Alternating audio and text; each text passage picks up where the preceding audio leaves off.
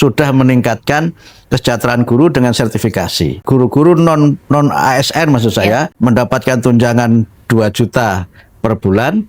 Guru-guru ASN mendapatkan tunjangan sama dengan gaji pokok, dan guru honorer mulai bulan ini Caca mendapatkan bantuan tunjangan 300.000 per bulan transfer langsung ke rekening masing-masing guru.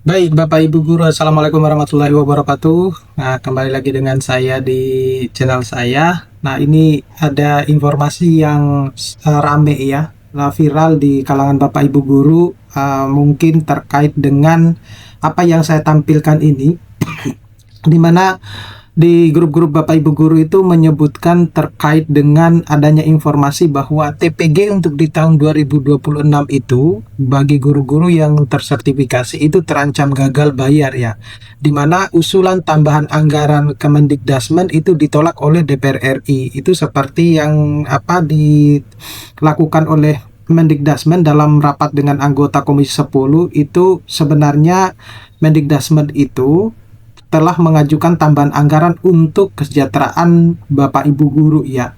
Nah, namun dengan postingan-postingan semacam ini itu, nah sayangnya Bapak Ibu Guru itu seringkali tidak membacanya secara full ya. Sama halnya ketika Bapak Ibu Guru itu menonton video ya, baik video saya ataupun video yang lain itu tidak ditonton secara full, sehingga informasinya tidak didapat secara penuh gitu ya. Nah, sama halnya seperti ini. Jadi Bapak Ibu Guru itu sudah punya angan-angan atau hanya menspekulasikan melalui judul yang diberikan ya.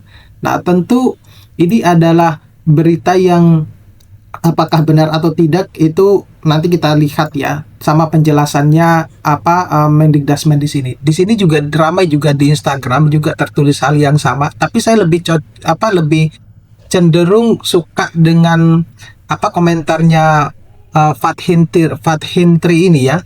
Nah, dia tulisnya gini nih, yang langsung main repost ya, tanpa cari tahu kebenaran berita gitu. Jadi dia lebih dewasa ya untuk menanggapi isu-isu yang semacam ini. Dan itu sebenarnya ya, malah ada juga yang berkomentar, makanya nggak usah pilih lagi DPR yang akan datang, percuma nggak ada yang menyuarakan suara dari guru, misalnya semacam itu ya.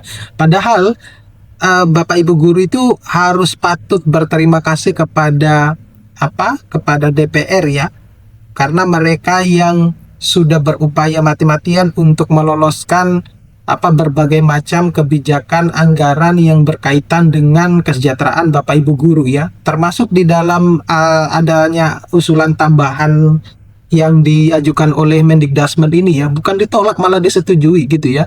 Nah, sehingga Mendikdasmen itu memposting ya bahwa ini itu adalah berita hoax gitu. Jadi jelas, jadi ini adalah dari Instagramnya Kemendikdasmen, bahwa itu jelas ya bahwa itu adalah berita hoax. Jadi Bapak Ibu Guru itu harus bisa pandai-pandai melihat informasi terkait dengan apa yang dipost ya oleh media misalnya, dan itu harus dibaca ya, jangan asal-asalan repost ya, kayak seperti komentarnya Fathintri ini ya, itu dia lebih dewasa sebenarnya dibanding mungkin guru-guru yang lain.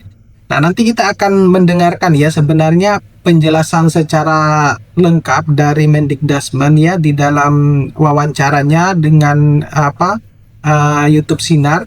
Nah, itu dia menjelaskan bahwa prioritas utamanya sebenarnya itu adalah untuk meningkatkan kesejahteraan Bapak Ibu Guru. Jadi sekali lagi ya, terkait dengan TPG 2026 untuk guru sertifikasi itu tidak akan gagal dibayar ya, pasti akan dibayar Bapak Ibu Guru ya. Jadi jangan khawatir dengan hal tersebut ya. Jadi ini sudah jelas-jelas, nanti kita akan mendengar penjelasan dari Mendikdasmen berikut ini. Dan ada 3 program utama kami yang juga sudah berjalan. Pertama adalah upaya meningkatkan sertifikasi guru melalui PPG. Insya Allah pada tahun ini PPG akan tuntas karena ada 806.000 peserta PPG tahun ini, sehingga kami berharap pada tahun ini guru-guru itu sudah ya 95% lah gitu bisa mengikuti PPG yang dengan itu dia bisa mendapatkan sertifikasi, dan Pak Presiden sudah meningkatkan kesejahteraan guru dengan sertifikasi. Guru-guru honor dapat tunjangan, guru-guru non ASN maksud saya mendapatkan tunjangan 2 juta per bulan, guru-guru ASN mendapatkan tunjangan sama dengan gaji pokok, dan guru honorer mulai bulan ini Caca mendapatkan bantuan tunjangan 300.000 per bulan transfer langsung ke rekening masing-masing guru. Nah, yang kedua adalah pemenuhan kualifikasi guru. Mulai tahun ini kita memberikan beasiswa untuk guru yang belum D4 dan S1 untuk mereka melanjutkan studi ke jenjang S1 dengan beasiswa dari kementerian 1 semester maksimal 3 juta. Tahun ini kita targetkan 12.500 guru untuk mengikuti program itu. Yang ketiga, peningkatan kompetensi guru melalui pelatihan-pelatihan. Sekarang kita sudah melakukan 4 pelatihan untuk guru. Pertama, pelatihan keBK-an. Ini nanti katanya dengan pendidikan karakter. Yang kedua, pelatihan untuk pembelajaran mendalam. Yang ketiga, pelatihan coding dan kecerdasan artifisial. Kemudian yang keempat adalah pelatihan kepemimpinan. Ini terus kita lakukan karena sekali lagi guru adalah penentu, dan bagi kami guru tidak sekedar sebagai agen pembelajaran atau agent of learning, tapi agen peradaban. Guru punya tugas utama untuk membentuk karakter utama bangsa Indonesia dan membangun peradaban bangsa. Nah, yang berikutnya tentu kurikulum. Ini yang memang disorot oleh banyak pihak. Kurikulum itu kan konten.